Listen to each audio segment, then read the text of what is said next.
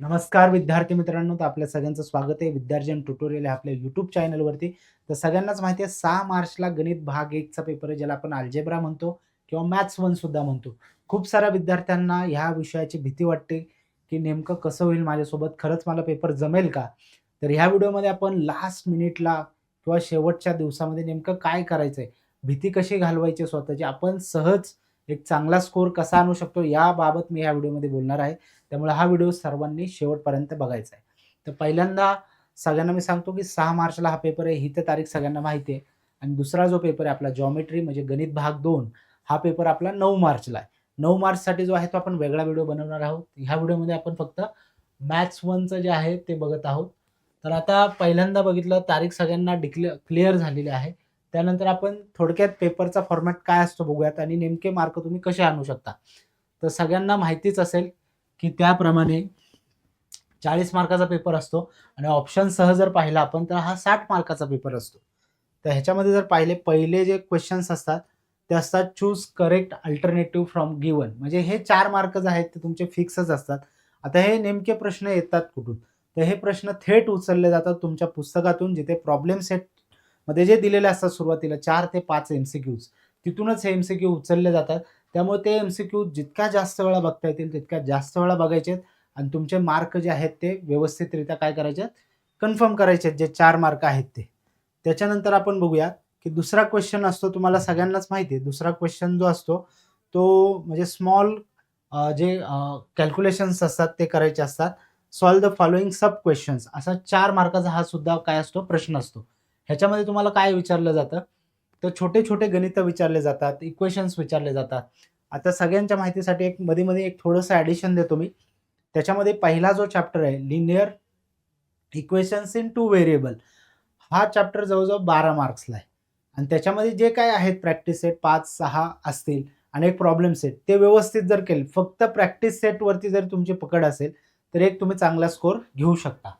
तर ह्याच्यामध्ये पाहिलं तर तुम्हाला पहिला प्रश्न दिसतोय तुम्हाला लिनिअर इक्वेशन इन 2 व्हेरिएबल. त्यामुळे हा महत्त्वाचा आहे.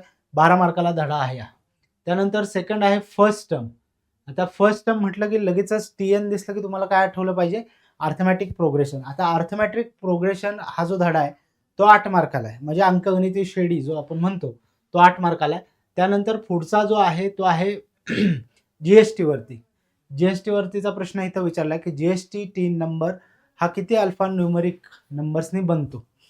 तर हा प्रश्न तुम्हाला सगळ्यांनाच माहिती आहे फायनान्शियल प्लॅनिंगमधून आलेला आहे आणि फायनान्शियल प्लॅनिंग जे आहे ते 8 मार्काला आहे.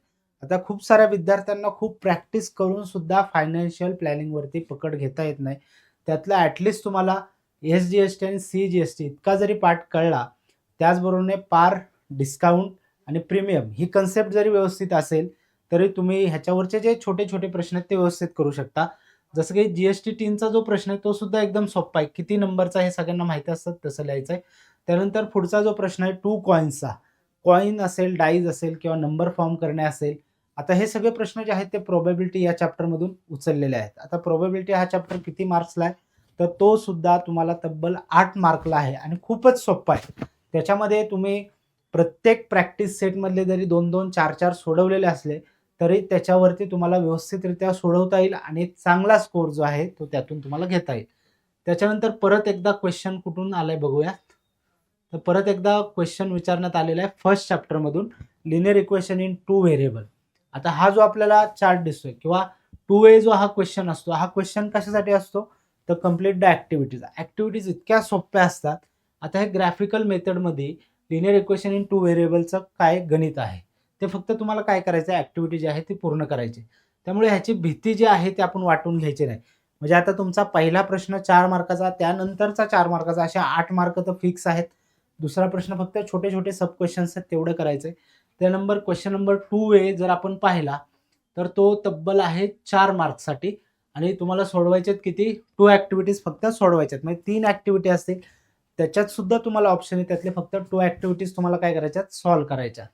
आता ह्या ज्या ॲक्टिव्हिटीज आहेत त्या सुद्धा खूप सोप्या असतात. सगळं लिहून दिलेलं असतं, फक्त लिहायचं. आता इथं फक्त तुम्हाला काय करायचं आहे, की व्हॅल्यूज काढायच्या आहेत. इक्वेशन एक दिलेलं आहे त्याच्यावरून 2 जे आहेत ते तुम्हाला व्हॅल्यू फाइंड करायचे आहेत आणि त्याला तुम्हाला तब्बल किती 2 मार्क त्याला मिळणार आहेत. त्यानंतर त्याच्यात सेकंड क्वेश्चन त्यांनी विचारला आहे, की complete the following quadratic equation. आता बघा, फर्स्ट क्वेश्चन फर्स्ट चॅप्टरवर, सेकंड क्वेश्चन सेकंड चॅप्टरवर, एकाच क्वेश्चन मधले. आता ह्याच्यामध्ये फक्त तुम्हाला काय दिलंय की I am a quadratic equation, my standard form फक्त लिहायचा आहे. स्टँडर्ड फॉर्म सगळ्यांना येतोच, ax² + bx + c = 0 हा स्टँडर्ड फॉर्म आहे. त्यानंतर माय रूट्स इज 5 and 12 ह्या फक्त व्हॅल्यूज तुम्हाला व्यवस्थित पुट करायच्यात आणि ही जी आहे ॲक्टिव्हिटी सोडवायची. म्हणजे ॲक्टिव्हिटीचे 4 मार्क्स सुद्धा तुम्हाला काय असणार आहे, सोपे असणार आहे. त्याच्यात सुद्धा साधारण 3 ॲक्टिव्हिटी दिल्या असतील आणि तिथल्या कुठल्याही 2 टॅकल करणं फार सोपं असतं. त्यामुळे त्यातल्या 2 ॲक्टिव्हिटी करायच्यात. बघा, म्हणजे पहिले 4 मार्क, दुसऱ्या क्वेश्चनमधले 4 मार्क, त्यानंतर क्वेश्चन नंबर 2A मधले 4 मार्क्स, असे 12 मार्कांपर्यंत आपण बोललेलो आहेत आणि ते आपण सहज मिळवू शकतो.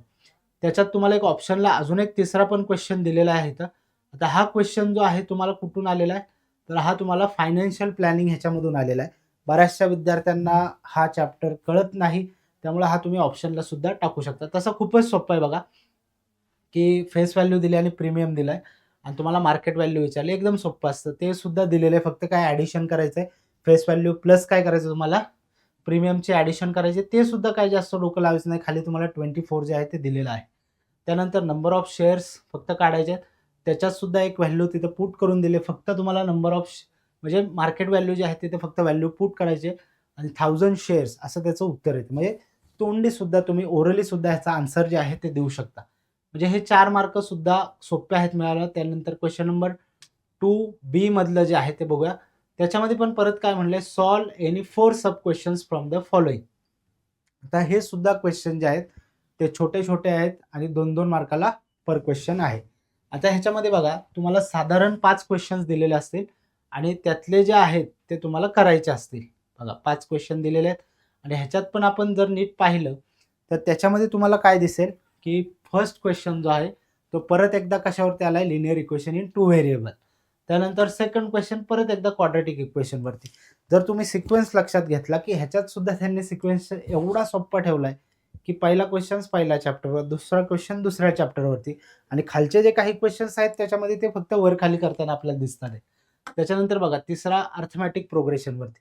म्हणजे अगदी एका लाईनीत सगळे क्वेश्चन चॅप्टर वाईज त्यांनी टाकलेले आहेत.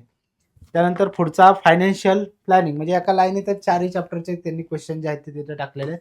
त्याच्यानंतर पुढचा आहे स्टॅटिस्टिक्सवर आधारित. आता त्यातले 4च सोडवायचे. 4 क्वेश्चन्स खूपच सोपे होते. एक तर होता तुमचा लिनियरवरती, क्वाड्रॅटिकवरती, त्यानंतर फायनान्शियल प्लॅनिंगवरती आणि एक होता कशावरती, अर्थमॅटिक प्रोग्रेशनवरती.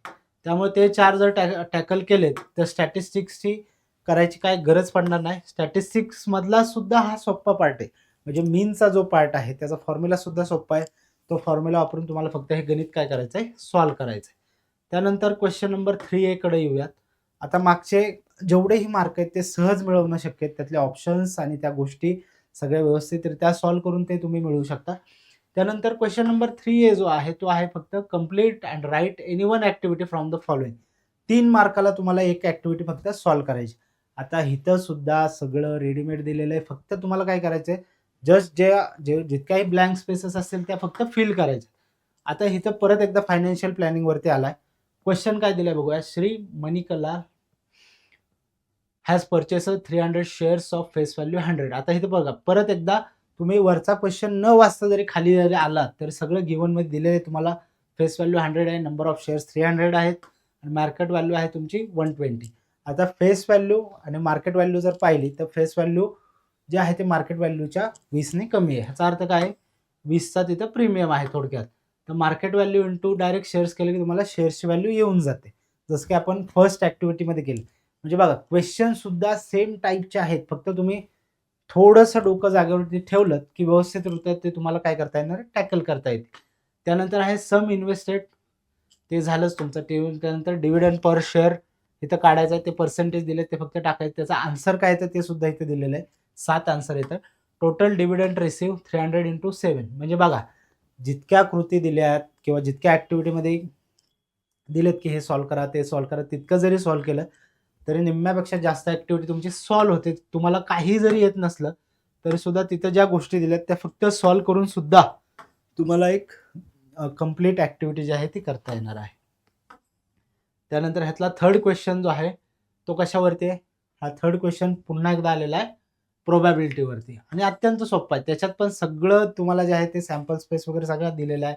इव्हेंट ए पण दिलेला आहे. त्यातल्या फक्त काही फिल इन द ब्लँक्स दिल्यात. त्या फक्त ज्या रिकाम्या स्पेस आहेत त्या फक्त तुम्हाला काय करायच्या फिल करायच्या. ठीक आहे. त्यामुळे हा सुद्धा अत्यंत सोप्पा आहे. त्यानंतर त्यातलाच बी जो क्वेश्चन आहे त्याच्यामध्ये 2 सब क्वेश्चन्स तुम्हाला काय करायचे आहेत सॉल्व्ह करायचे. म्हणजे ॲक्टिव्हिटी तुम्हाला एकाच क्वेश्चन पेपरमध्ये 2-2 वेळा दिलेली आणि दोन्हीतल्या सुद्धा ॲक्टिव्हिटी ह्या सोप्या होत्या. आत्ता जो आपण डिस्कस करतोय तो गेल्या वर्षीचाच पेपर आहे. त्यामुळे त्याच फॉर्मॅटमध्ये ह्या वर्षीचा सुद्धा पेपर फ्रेम होणार आहे. आता ह्याच्यामध्ये पण पुन्हा बघितलं परत तोच सिक्वेन्स आपल्याला तिथे दिसतोय. त्याच्यामध्ये पहिला आहे लिनिअर इक्वेशन्स इन 2 व्हेरिएबल, दुसरा आहे क्वाड्रॅटिक इक्वेशन्सचं. त्याच्यामध्ये त्यांनी काय विचारलंय फॉर्म्युला मेथडने सोडवायचं आहे. ह्याच्यामध्ये क्रेमर्स रूलने सोडवायचं ते सुद्धा सोपं आहे. त्यानंतर परत एकदा खाली प्रोबॅबिलिटी आणि इव्हेंट ए, इव्हेंट बी. म्हणजे तुम्ही फक्त पहिले 2 चॅप्टर व्यवस्थित केलेत आणि बाकीच्यातलं थोडं म्हणजे प्रोबॅबिलिटीवरती जर तुमची कमांड असेल 12-12, 24 आणि 8 32 मार्क जे आहेत तुमचे सहज शक्य आहेत. बघा आता पुन्हा एकदा प्रोबॅबिलिटीवरती क्वेश्चन आहे. त्यानंतर परत एकदा खाली कुठला आला मिडेन्स आला. आता मिडेन खूप साऱ्या विद्यार्थ्यांना जमत नाही. त्यातलं CF वगैरे जे काढायचं असतं तो वाला भाग. पण ठीक आहे काही हरकत नाही. पहिले 2 क्वेश्चन जे आहेत ते व्यवस्थित आपण टॅकल करू शकतो. त्याच्यानंतर क्वेश्चन नंबर 4 जो आहे तो 8 मार्कला आहे आणि त्यातले फक्त 2 सब क्वेश्चन जे आहेत ते सॉल्व्ह करायचे. म्हणजे एक क्वेश्चन तब्बल जो आहे तो 4 मार्काला असणार आहे. त्यामुळे हा व्यवस्थितच तुम्हाला सोडवावे लागतील. नाहीतर डायरेक्ट 8 मार्क तुमचे काय होणार आहेत गायब होणार आहेत. आता ह्याच्यामध्ये पण पहिला क्वेश्चन त्यांनी विचारलाय कुठला बघा. Find the value of M if quadratic equation. Quadratic इक्वेशनचा आहे त्यातलं रिअल आणि इक्वल रूट जे आहेत ते त्यांनी दिले आहेत. फक्त एमची व्हॅल्यू तुम्हाला काढायची. आता खूप साऱ्या विद्यार्थ्यांना बघून ते भीती वाटू शकतं की हे जमेल का नाही.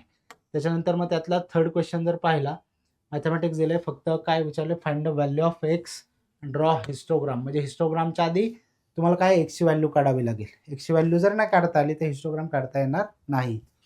हे थोडे ट्रिकी क्वेश्चन्स असतात थर्ड ह्याच्यामधले आणि इथं बऱ्याचशा विद्यार्थ्यांचे 8च्या 8 मार्क डायरेक्ट गायब होतात. त्यामुळे हा क्वेश्चन व्यवस्थित जर करायचा असेल तर जितकेही वर्ड प्रॉब्लेम आहेत किंवा ज्या चॅप्टर्समध्ये वर्ड प्रॉब्लेम फॉर्म होतात त्याच्यावरती नीट लक्ष देणं गरजेचं आहे.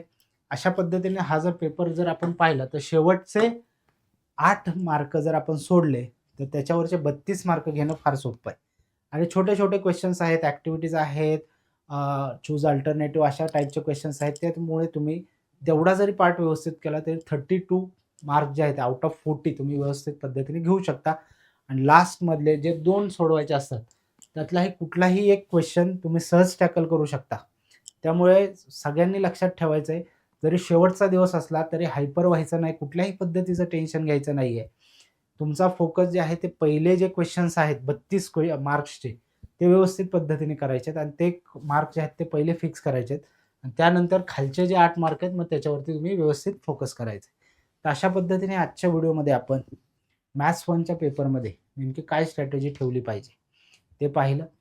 अजून एक ॲडिशनली मी तुम्हाला सांगतो की कुठल्या चॅप्टरला किती वेटेज आहे आणि फक्त 4 चॅप्टर करायचे. किती? फक्त 4 चॅप्टर आणि तेवढे केले तरी सफिशियंट आहे. जसं की पहिला बघा लिनिअर इक्वेशन इन 2 व्हेरिएबल करा. खूपच सोप्पा.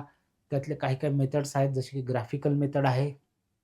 त्यानंतर दुसरा आहे क्वाड्रॅटिक इक्वेशन इन 2 व्हेरिएबल हा सुद्धा 12 मार्क्सला आहे. त्याच्यातल्या प्रत्येकातले कन्सेप्ट काय ते एकदा बघून घ्या आणि सगळ्या पद्धतीचे सगळे क्वेश्चन सॉल्व्ह करून घ्या. हे 12-12 24 मार्क झाले.